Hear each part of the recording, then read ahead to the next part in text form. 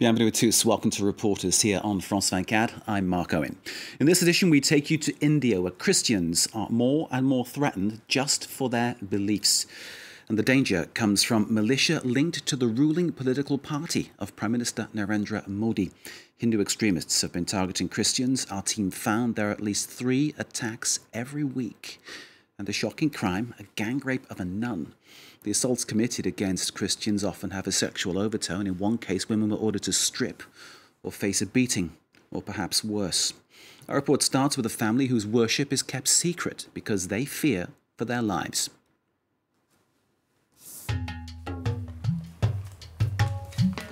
Pick up the Bible. Come. The Dayals are about to leave for an undisclosed location. Their Sunday mornings are shrouded in secrecy. 3 months ago, Hindu fundamentalists vandalized their local church. We try to show like we are going for a place or a shopping place, because if they will come to know that we are going to church, or anything will happen on the way. They may attack us, they may stop us, or they may misbehave with my wife or my kids. Now, a coffee table serves as an altar, and plastic chairs have replaced the pews. Reverend Francis preaches as he always has, but hearts here are weighed down by the news of another attack. As you probably know, yesterday a sister of our community was the victim of a gang rape. Pray the Lord. We praise the Lord. Yeah, and the fear, but Bible is give the courage and boldness is that. We are praying, because our weapon is only prayer. Attacks against Christians in India are on the rise. Reports suggest up to 3 incidents per week. These include acts of vandalism, like on this church in New Delhi that was destroyed by fire last December. Recently, 5 young Christians were physically assaulted for attending Mass.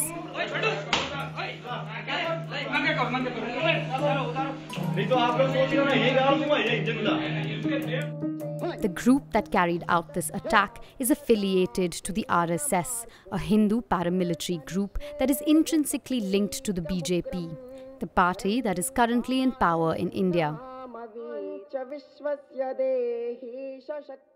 31 दिसंबर 2021 से पहले हम भारत में इस्लाम और ईसाईयत को ख़त्म करेंगे। ये हमारा संकल्प है, ये मेरा संकल्प है, मेरे साथियों का संकल्प है। हम इस काम को अवश्य पूरा करेंगे। Faced with such aggression, Christians accuse Prime Minister Narendra Modi's government of complacency. Do they have a point? Is the Indian government doing all it can to protect a minority that has existed in the subcontinent for over 2,000 years? Red earth as far as the eye can see. We are traveling to the tribal states of eastern India. Here, 4% of the population is Christian, double the national average, largely due to missionary activity that has existed since the 19th century. In these rural areas, a spiritual war of reconversion is in progress, conducted by Hindu fundamentalists. In this video, they reconvert a group of Christians to Hinduism. The holy rosemary is thrown into the fire. Such events have multiplied in the last year. We arrive at a small village where a group affiliated to the RSS has been able to convert many Christian families. This is the most recent family we have converted. Ninaturam managed to convince all family members, grandparents, parents and children to participate in Ghar Vapsi or reconversion. They brought us to a field over here. They gave new clothes to my family and me. They sacrificed a little bit of my dad's hair and made us drink holy water. The affair is presented as an opportunity to finally become part of a larger community. Before, they did not mingle with us. Now it will be easier to marry our daughter.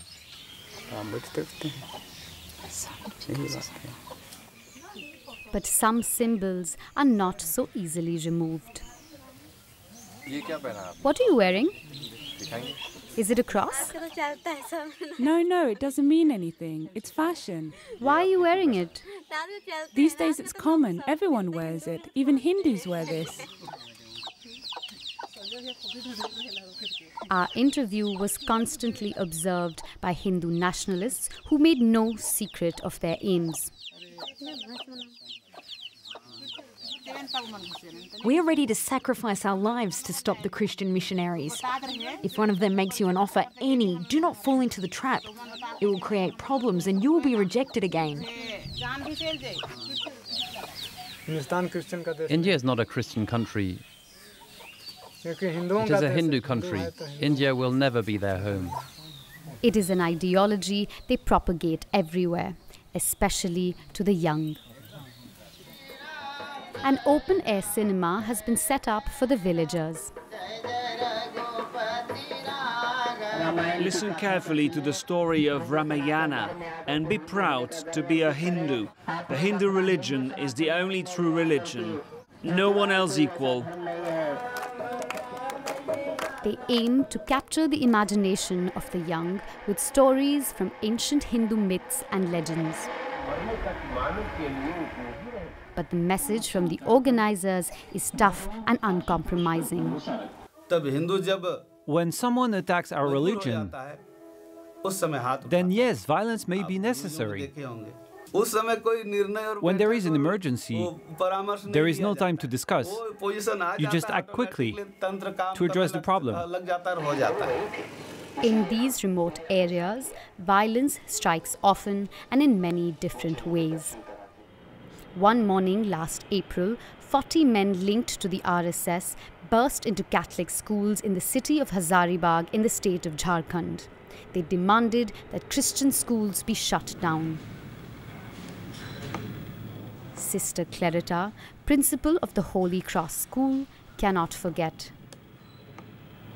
They pushed the gate and all got in together, and they were standing here because the way they shouted, they got in with the flags and they're beating the flags on the floor, and the way they were with a loud voice. So children got very scared and they scattered and they started crying. Today, she is meeting the parents of Anamik, one of the pupils who witnessed the attack. How is your son?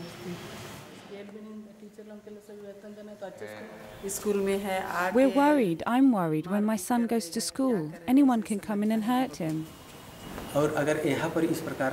If such incidents occur, that means that some want to eliminate us. We do not feel safe.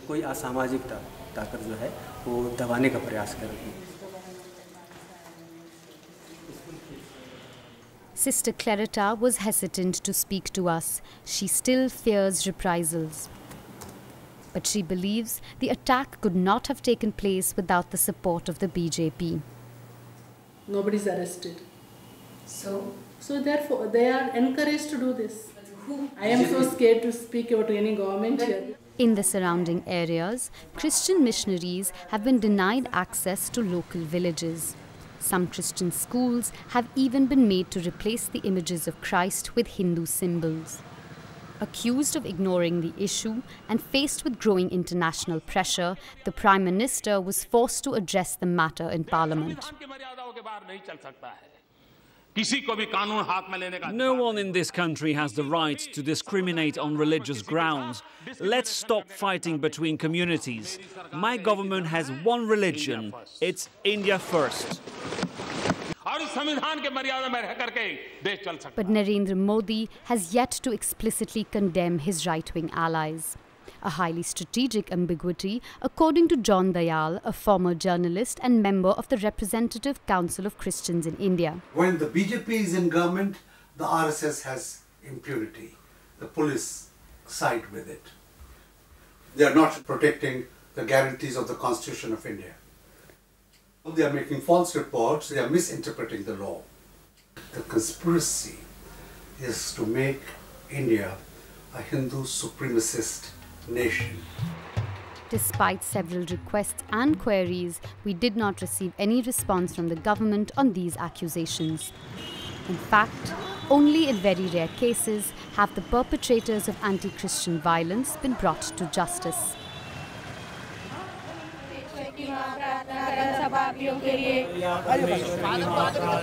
They took to the streets of Agra in spontaneous protest. Several hundred Christians from this ancient city, all in shock. They murmur to each other, they chant prayers. They do not understand why these attacks are happening. You should go and check out the church, what they've done to the church. Late last night, the St. Mary's Church of Agra was attacked. A statue of baby Jesus was beheaded and another of Virgin Mary stoned. Father John awoke to the sound of shattering glass. And we got up with the sound of siren, the vehicle, and it was shocking for each one of us. The dog chain was around Mother Mary's neck. It is done with a clear intention to vandalize, to hurt the sentiments of the Catholics or the Christians. A week later, Father John had an appointment with the officer in charge of the investigation. No suspects have been arrested yet.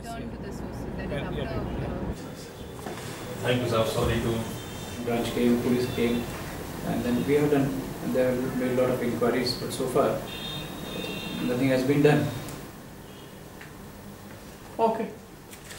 Let's see. Yes, sir. Try and push the police investigate. The Christian community is worried. They might think it's some extremist group who did that. No, let us not hype it up unnecessarily. We should not make it a very, very big issue. It could be done by some miscreants, some unstable people, okay? But I don't think it is an interreligious kind of a problem. Yeah, but they came with a dog necklace, sir. Sir, they came with a dog necklace. A few days later, the police closed the case. They dismissed the incident as an isolated misdemeanor by a young Muslim man. For the first time since its construction nearly 100 years ago, St. Mary's Church will be under surveillance. In the last year alone, India has recorded nearly 150 anti-Christian attacks, and 2 men have lost their lives because of their faith. Our reporter Surabhi Tandon joins us now from New Delhi. Surabhi, thank you very much for your report. Tell us, what is the government in India saying about this situation? Well, of this particular situation, very simply nothing. We did see in the report that Narendra Modi, the Prime Minister, did address his parliament earlier this year on the issue of religious minorities feeling threatened. He has, in a few speeches, talked about how his government wants to guarantee equal rights to people of all faith. But these speeches have usually been made in the face of media pressure or during international events. For instance, when President Obama was visiting New Delhi, that is a time when another such speech was made. But apart from this, the government has actually not yet talked about the issue of Christian persecution in particular. They have not set up any committee to look into the matter, to inquire about it. In fact, Narendra Modi and his top party officials have not even publicly condemned their right-wing allies, the RSS and other affiliated groups. Tell us, Surabhi, this horrific behaviour that we've seen in your report is this lack of tolerance. Is this condemned by people in India in general? Well, the Indian media has definitely acted as a vigilant watchdog. So in that sense, there has been an explosion of coverage on what the RSS and its affiliates have been doing over the past year. So because of that, there is a growing awareness on what they are saying and a public opinion that is questioning the rights of religious minorities in this country. However, on the ground, the situation is far more complex, as our report clearly shows. Religious minorities feel threatened. They are saying that they don't feel that the law protects them enough, especially when they don't have the kind of political leverage that the RSS does. For instance, there is no political party in India that only looks out for Christians or talks about their rights in the parliament. etc. And finally, another really important issue here is that in a lot of these situations, these small militias, they tend to attack troops that are already economically and socially quite backward. So they find it very difficult to stand up to this kind of violence, this kind of threat. It's typical bullying, isn't it, Sarandon? Picking on the weakest groups, the least represented groups. Is there protection for Christians then? Because if this paramilitary group with its links to the main ruling party can pick on them like this, Christians must really feel that their lives are in danger, that their faith is something that could get them killed. Well, the Indian Constitution does guarantee religious minorities a host of rights. In fact, the right to equality of freedom is a fundamental law in India. So there is always the recourse of law, but there is a practical and theoretical disconnect here. We see in our own report that in each of these cases, the police refuses to connect the dots. They don't look at this as a pan-Indian problem. They want to treat each case in an isolated manner. They want to say that it's an act of vandalism or an isolated act of misdemeanor. So the Christian community has obviously found it difficult to garner public support for what they are calling a systematic persecution of their faith. But at a very personal level, people are definitely fighting back. We see this in the report, whether it's people going to mass in secrecy, whether it's them coming together to protest on the streets, or even in the case of the little girl who continues to wear that cross despite being converted to Hinduism. Surabhi Tandon, thank you so much for your report. Thank you also for your analysis. Pleasure speaking to you. And if you'd like to see Surabhi's report again, you can, of course, via our website, France24 This is Reporters on France 24. Stay with us.